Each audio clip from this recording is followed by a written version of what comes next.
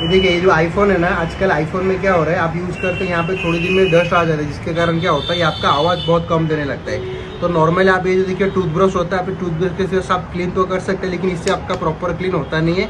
उल्टा यहाँ का जो डस्ट होता है ना, इसके अंदर जाके बैठ जाए तो आवाज़ और कम हो जाता है। उसके हिसाब देखिए यहाँ पे एक ब्रश आता है जो आयरन का थोड़ा हार्ड वाला ब्रश है।